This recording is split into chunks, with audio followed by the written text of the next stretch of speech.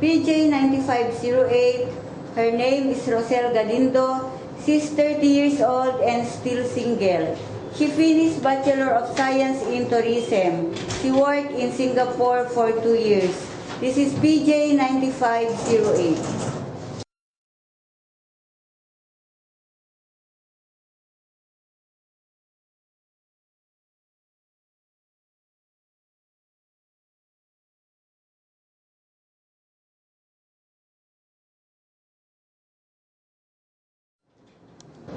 Will you please introduce yourself? I am Rosel Galindo, 30 years old.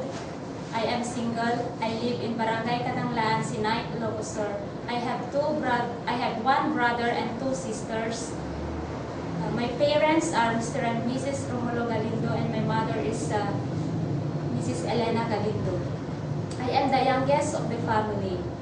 I finished Bachelor of Science in Tourism. Do you have any overseas experience as domestic helper? Yes, I have. What particular place? In Singapore. Can you describe to me your duties and responsibilities? My duties are including washing the clothes, cooking, car washing, ironing the clothes, cleaning the house, and also tutorial. What are the ages of the kids you look for? 2 years old. Are you willing to tutor them if in case they have an assignment? Yes, I am willing. And why did you leave your employment in Singapore? I leave my employment in Singapore because my mother is sick. Since you already work in Singapore, will you please tell me what Chinese dishes you can cook?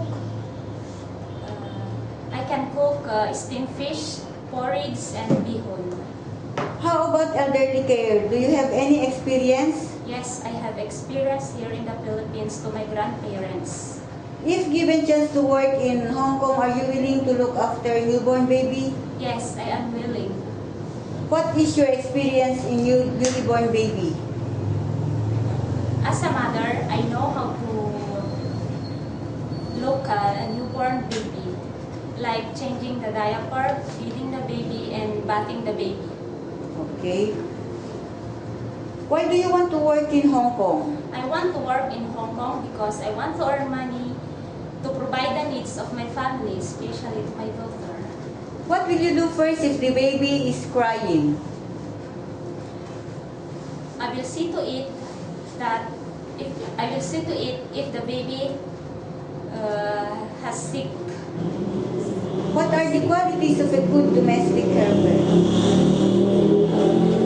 The quality of a good domestic helper is good, honest to the employer. Okay.